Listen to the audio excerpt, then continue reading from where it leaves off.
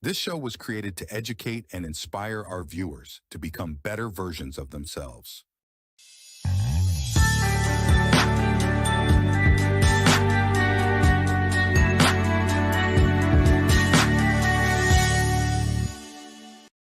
All right, you know what time it is. It's time for the Power Hour. I'm your host, DJ Larry Jones, aka Mr. Important. If you don't know me, then you don't know anybody.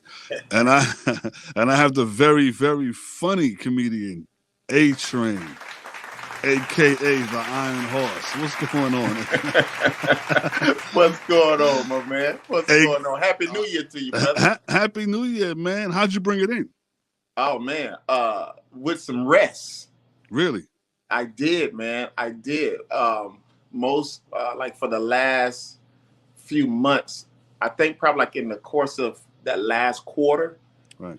I've only been home maybe like a few days, Right. So I got a chance to have a break during that time. I was just coming off the cruise ships from performing, and so I got a chance to get some rest, man, Right. to Right. ramp up for this new schedule that I'm in the middle of now.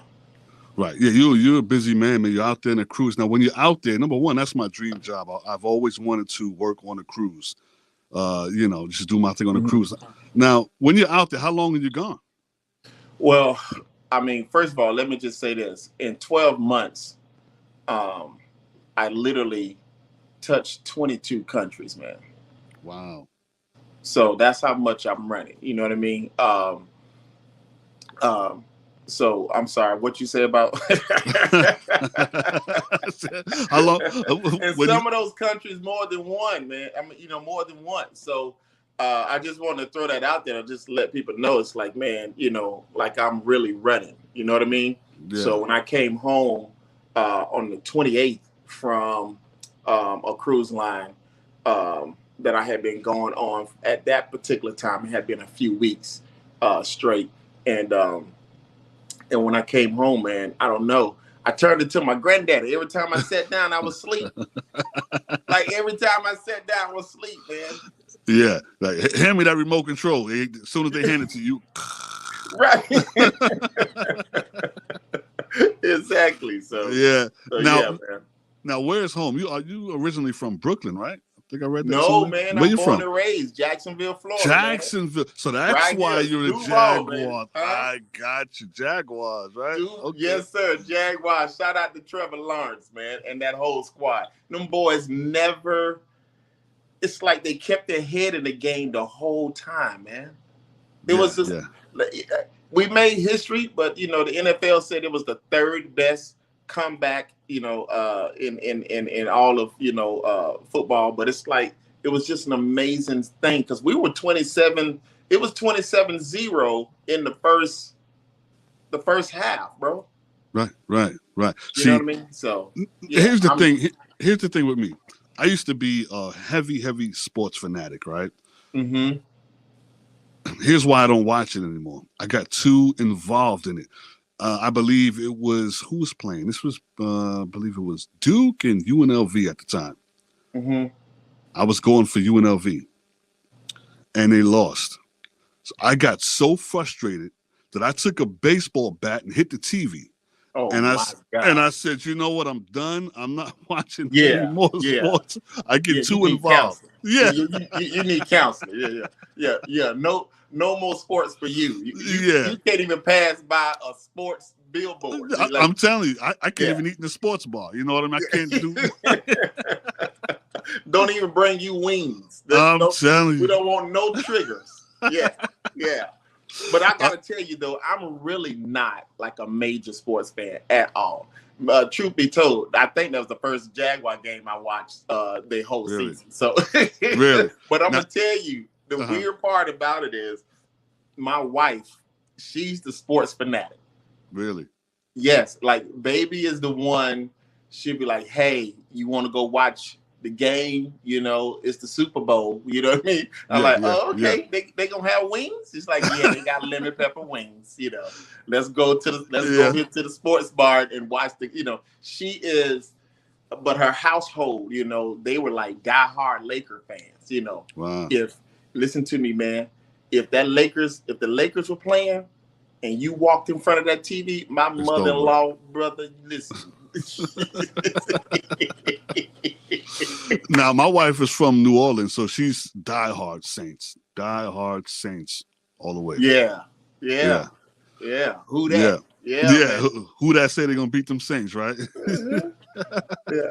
Yeah. So now let me ask you this: I went to school with Rudy Rush, comedian Rudy Rush, right? Yeah. Shout out to Rudy Rush, man. Big shout out to Rudy Rush. Now we was in the same class and everything like that, and I can remember us sitting at the table at the desk, and we were just talking, a whole bunch of us, and one of the guys said, "Well, I'm gonna be a rapper when I grow up." You know what I mean? I didn't know what the heck I was gonna be when I, right. And Rudy said, "Well, you know what? I'm gonna be a comedian." And we was like, "Whatever. You're not even funny. Whatever, But he pulled it off. When did you know? He pulled it out. He Definitely pulled it out. He did. That's my boy right there. When did you know that this is something you wanted to do?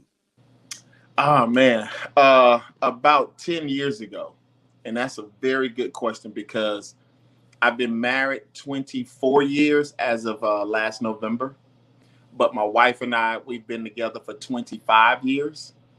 And 25 years ago, we were just hanging out, probably not even within the first 3 months of just hanging out, talking or whatever. She said to me, "Have you ever thought about doing stand-up?" She said, "You need to be doing stand-up comedy." And I was like, "I ain't doing no stand-up comedy. Are you crazy?" You know what I mean? Like, I'm not doing that. And she told me then, and take you a step further, when I was about between 7 and 8 years old, my brother, who's 8 years older than me, he used to bring his friends into the house from around the neighborhood.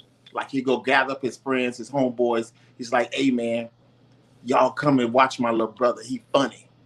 And he would take me and stand me up on the coffee table in our living room. And all of his friends from the neighborhood, because we grew up in the hood, you know what I'm saying? So you had all the kids in the complex, you know what I'm saying?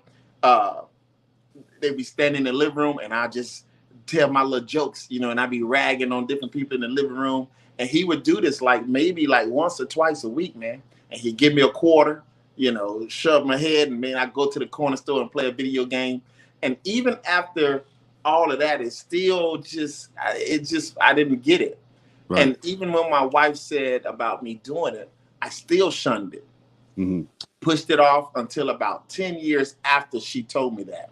And then some kind of way I just started gravitating toward it. And what happened was she signed me up in a comedy competition without me knowing. Wow. And she said, "You gonna do it." I was like, "You did what?" She said, "I signed you up in this comedy showcase that they're having. You gonna do it." And I was like, "Do what?" She said, "You gonna do stand-up comedy." I say, "You gotta have jokes to do stand-up." I said, "I ain't got no jokes." She said, "Are you kidding me?" She said, "Have you met your family?" There's your content, right? She literally told me, "Have you met your family?" She said, "Them same stories that you share with everybody when they come over to, our little gathering at the house, you know what I'm saying? Or, little dinner after Sunday church or something." And just like the same stories that you have people crying, laughing, rolling on the floor about at the house. She said, "We're going to turn those into bits and you're going to do a set." And sure enough, man, we, sat down, formulated that thing.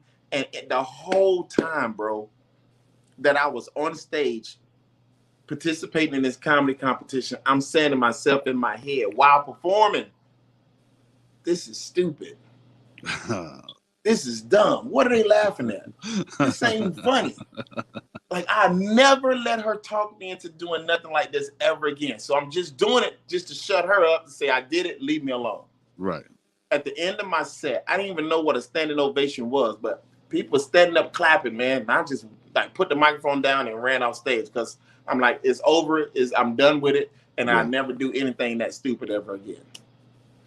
Come to find out, they did an audience participation.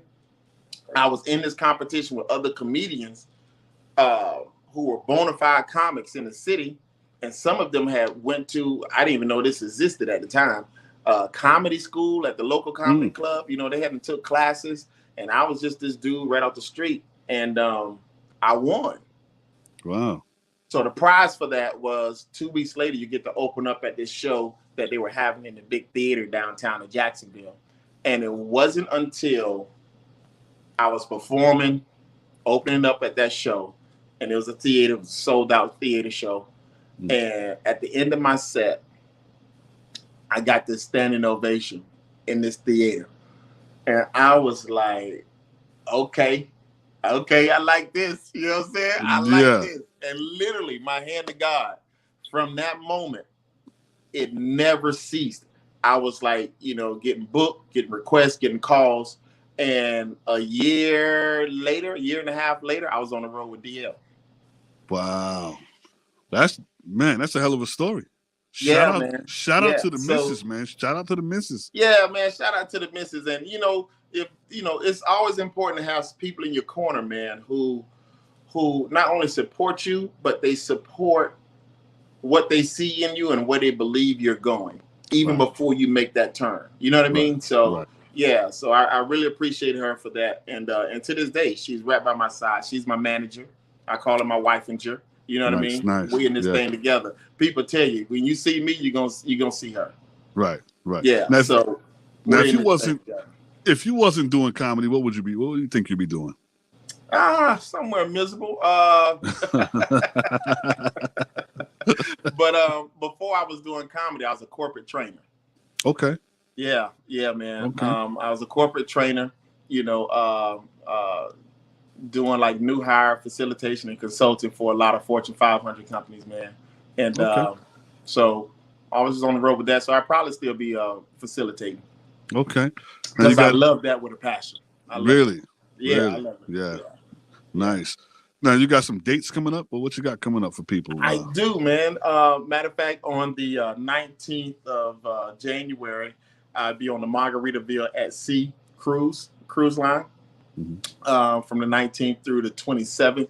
And then February 17th, I'll be in Orlando hosting the Drew Hill Silk, and it's going to be Drew Hill Silk, Bobby Valentino, Jacquees, and what's my man name? They just added. So I'll be hosting that concert in Orlando at the Addison Arena on the UCF campus, and then also February 27th. I'm sorry, January 27th. I'll be in Greensboro. That's my wife giving me my dates. There she is. What is he looking up to? January 27th. How could I forget this? I thought it was afterwards. This is what my brain is. January 27th, I'll be in Greensboro, North Carolina, hosting the Frankie Beverly and Maze concert.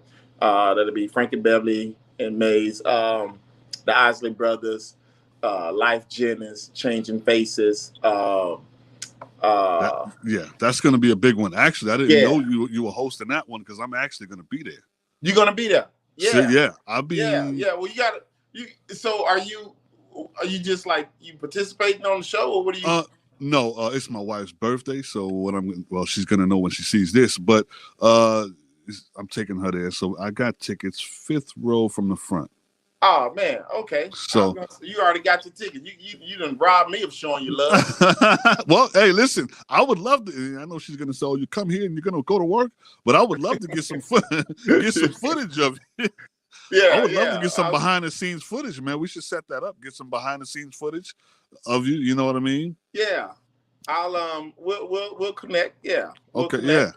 Yeah. Definitely. That'll be pretty dope. Yeah, I didn't know you was on that ticket.